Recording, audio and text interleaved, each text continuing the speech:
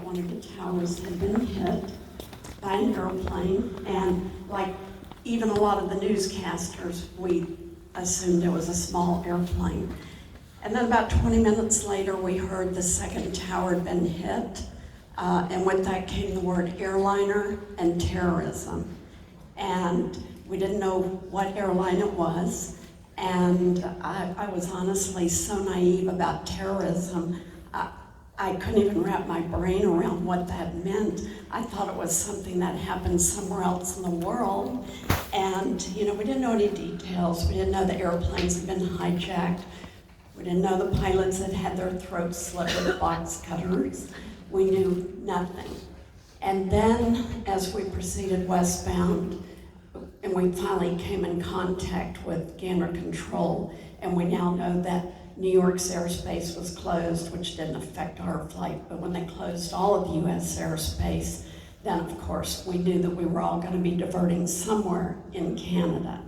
And we started programming our onboard computers for Toronto and Montreal and some of the larger cities, if you will. And then when we finally talked to Gander, they ordered us to land in Gander. And as airline pilots, it's not normal for us to get orders. If we're going to divert an airplane, it is the captain's decision as to where that airplane is going to be put down. We do coordinate with our flight dispatchers, but ultimately it's my decision. And so off we go to Gander, and we were number 36 out of 38 wide bodies to touch down that day. We had been flying for 7 hours when we landed, and we didn't get off the airplane for 21 more hours. So it was a total of 28 hours on the airplane.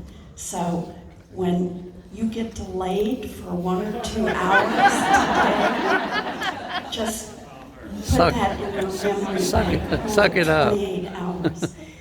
But I must tell you, they were great to us. The weather was beautiful. We were able to open the aircraft doors, even though nobody could get off the airplane. We had our barrier straps, so people could actually look out and see all the other airplanes. They could see you, I think.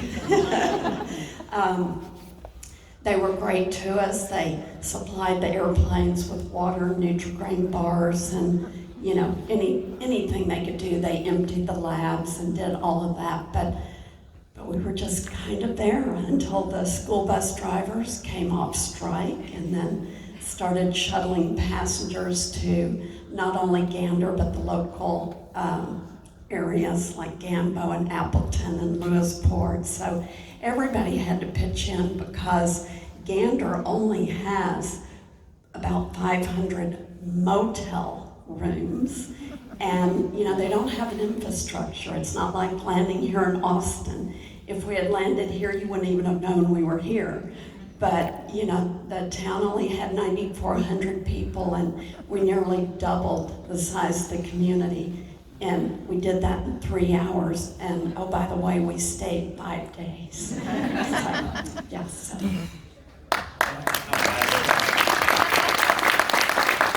Beverly's story is. Oh, there's some cast members here. Oh my goodness! I see the better-looking version of myself. It's Andrew Simonson.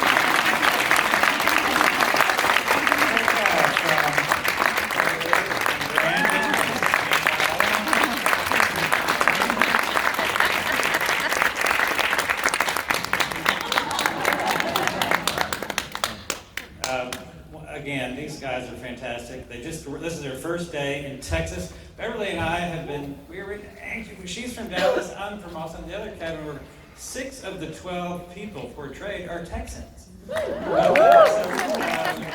what happened is early on, one of the producers said with the 2 cabins, there's too many Texans. We need to move them. So they said, that's why our character says we're from where?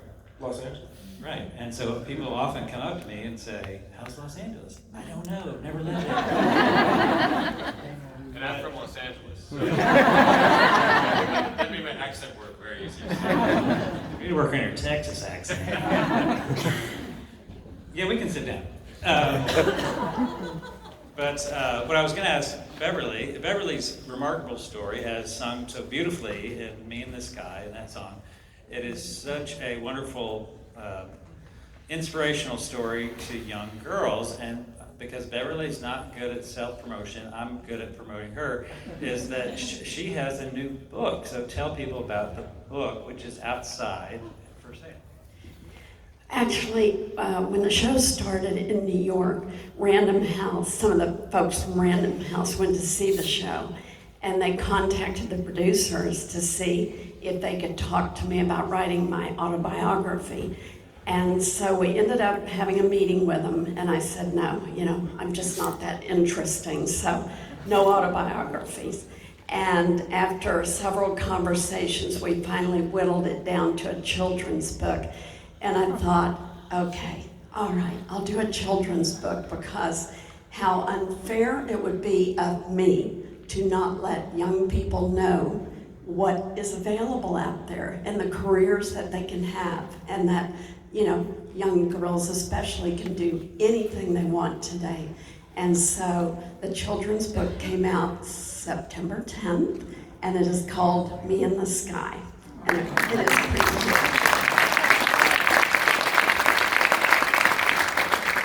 Because I am self-promotional, I also have a book. But what happened with me is early on, when this journey for us has gone on for about 6 years, believe it or not. So tonight was my 54th time to see the show, and that's in 6 countries. And how many for you? Tonight was 152 times. Oh my God. But early on in California, I asked the producers, how's it going? And they said, my gosh, standing ovation every single night.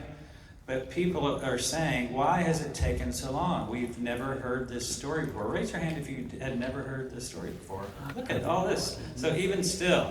And so they said people want more stories. So I wrote a book called Channel of Peace, Stranded in Gander on 9/11. Channel of Peace taken from the song, the Prayer of St. Francis, which is sung so beautifully tonight by Andrew, which opens that song, the prayer. Well, that goes back to the fact that the other Kevin and I were in a civic chorus here in Austin, and we sang not that version of Make Me a Channel of Your Peace, but a different version, Lord, Make Me an Instrument of Thy Peace by John Rutter. And that song was going through my head. Now, what you don't know, and it's not in the show, is that our plane, we were on Air France, and we got sent back to France. We did not get to come back to the United States. And so that's in my book called Channel of Peace, Stranded in Gander. I know. If we would have been, that's what happened. They were only allowing American carriers. We happened to be on Air France. Anyway, I want to open it up for questions, and we'll be happy. Any of the actors or Beverly or myself. It was an awesome show. Yeah.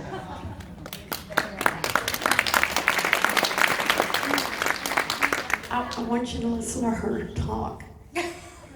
Hello everyone, I'm Australian.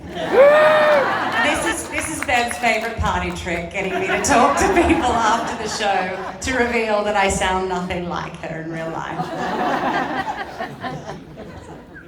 So how did you work on the accents? Each actor has multiple accents.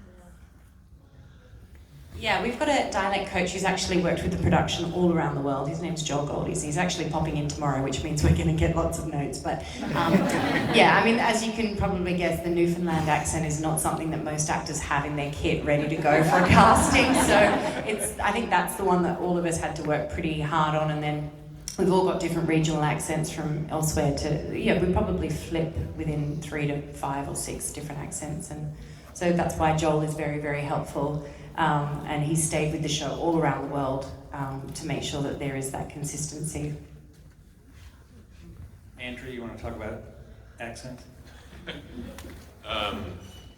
Yeah, I mean that's what rehearsal was for, It's, I mean, America said it well. Yeah, I mean, my favorite part was, yeah, when they made your character from Los Angeles, because then Joel asked me where I was from, and I said Los Angeles. He's like, oh, we don't have to work on that one. So I think he was happy that he didn't have to do more work on us. So yeah, he's incredible. I mean, rehearsal was, I mean, as you can imagine, a very schizophrenic process, you know, changing characters, and it was actually quite hilarious as we learned the process, because there would just be moments where we would just go into a white room and have no idea what we're doing, and the whole machine just stops, you know, and that's what makes it so brilliant, is that, you know, if we turn right instead of left, I mean, it can really disrupt the whole show, and so it's a really, really well-oiled machine, and this guy right here, he is one of our standbys, and he learns 5 of the roles in the man.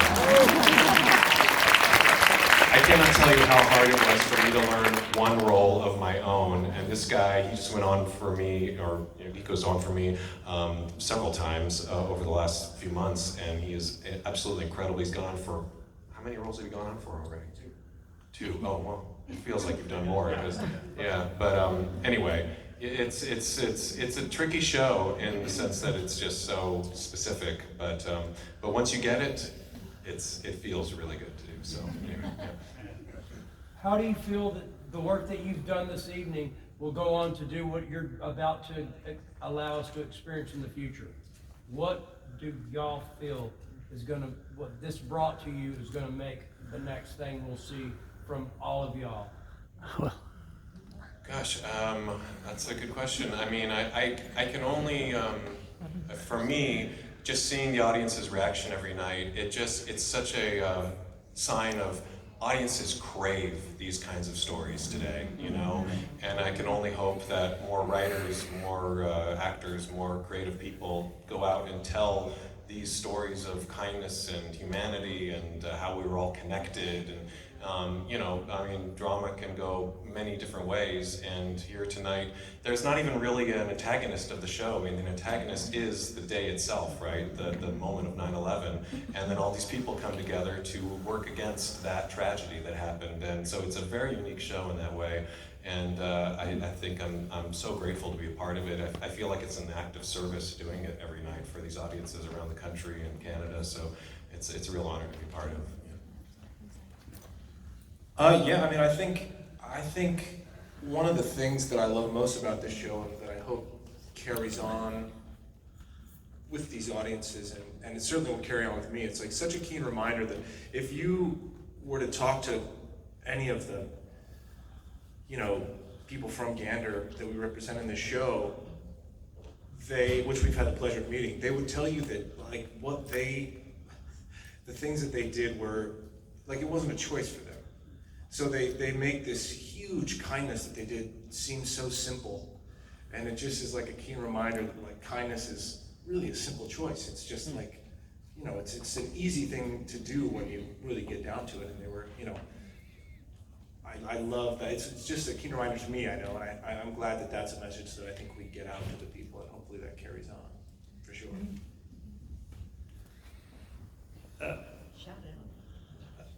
Okay, I think you wanted us to go across, right, or no? Okay, next question. So, could you tell us more about the animals? Was that true about all the animals? Yeah. I'm going to steal your thunder. Yes, it is true about the animals. Ralph, the Cocker Spaniel, actually was a champion show dog in the Dallas area. And the bonobos were actually, for real, 2 females. And they went to the Columbus Zoo, and shortly thereafter, one of them was transferred to the Milwaukee Zoo. And unfortunately, she did not survive. However, I have been to the Columbus Zoo and visited Unga, the female, who had the baby that they named Gander. And Gander's a huge, big male bonobo, just bounced around. So we did go visit them, and they have a little sign by their habitat that talks about them being on the airplanes in Gander on 9/11. So they are real. I have 2 questions if possible. The first one is, with you that are in the cast, I can't imagine dialect. Accents are that's amazing, and how you adjust to that. I read the book, fell in love with the story, and was excited when I realized that I have been looking forward to this all season since I heard about it. The other thing is how I know it's changed you as far as how you've reacted with this paying it forward. How do you feel this time at Gander? It's had to totally change your lives. The first question was on the act. Switching back and forth. Yeah, sure. Well, switching, you sort of, like Andrew said, it really does. It's sort of a machine that goes. And for me in particular, you sort of, one of the things that they told us, particularly the standbys before, because I just joined for the second year, they said, don't try and learn more than one role at one time.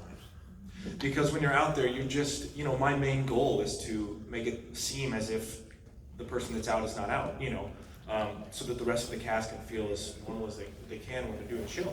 So for me, it's sort of just like a hyper focus that you get into, and you just sort of become comfortable with a sort of higher level of fear sometimes than you're, It's the first time I went on, I remember thinking, if I could, the interesting thing about, one of the most fascinating things I find about acting is doing that, is that like, I have 5 roles bouncing around in my head, and here I am sitting in front of people, and all these things are going on in my head. That's what I wish I could convey to people that's fascinating about actors, is that, it's so admirable for me to be backstage and watch these guys take risks every night, and like that's the sort of things that you guys don't always get to feel.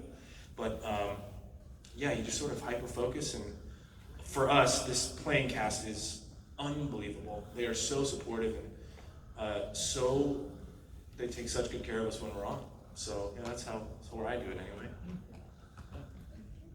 And to your second question, what I believe is that Come From Away is chapter 1 in a bigger story for all of us, in a bigger story for how we can bring ourselves back to a world that's full of kindness and compassion. Because I've done studying on this now, and what they did was not unique.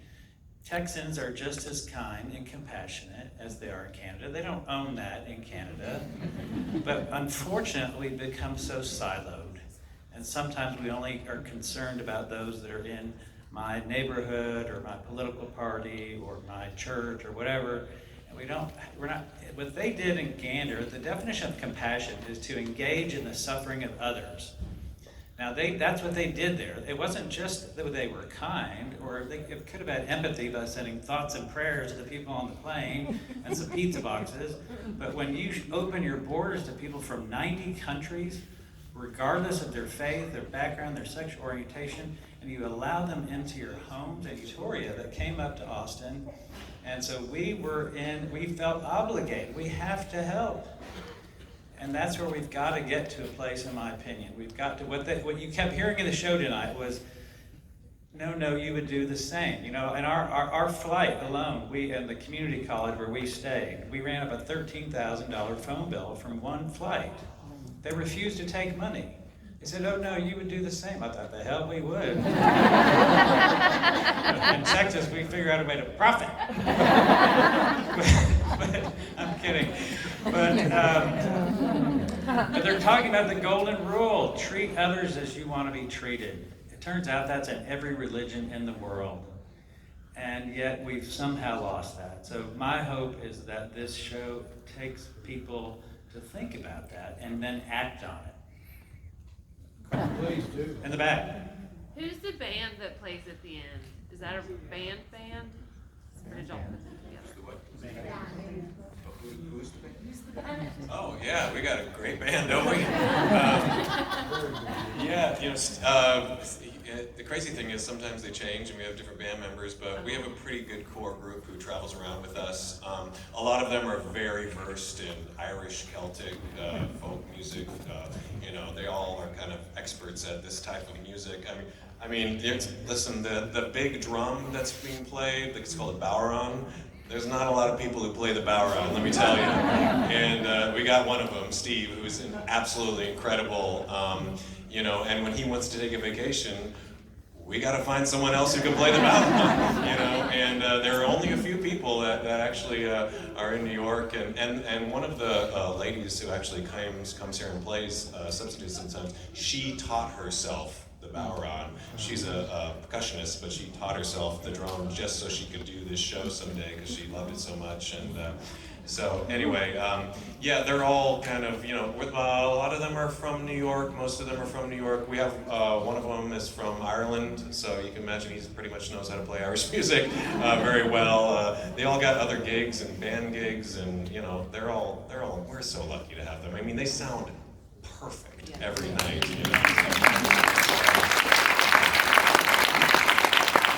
That's the band. Let's take one more question. Yes, you way in there. Okay. Hi, I wanted to ask, what was the most powerful moment for you guys in the show? What was it that made it real for you and kind of made it connect with your experience with 9/11? I mean, I think we can all, real quick for me, that's the thing about the show. Everyone has a personal experience about that day, right? We all know where we were in that moment on that day, and everyone comes into the theater carrying that personal story with them. So I think everyone has that thing that they bring to this show because, here's what happened to me on that day. Here's what happened to me on that day. And every night it changes. I mean, for us doing the show, I think you kind of got to not watch the show. You just got to do the show, because if you watch it, you're gonna forget what you got to do next, because you're gonna get a little emotional. At least that's what happened for me initially. So anyway, it's just the best piece. Anyway. The most powerful. I think being able to tell the story, like Andrew said, as a whole, is very powerful. To represent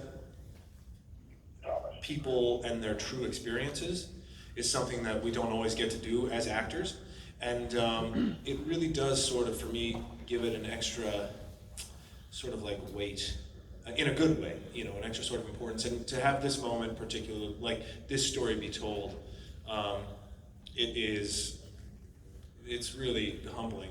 One of my favorite, I think, most powerful moments about the show as a whole is talking to people before and telling them what it's about, and them having the response of like, oh, this is going to be a heavy show.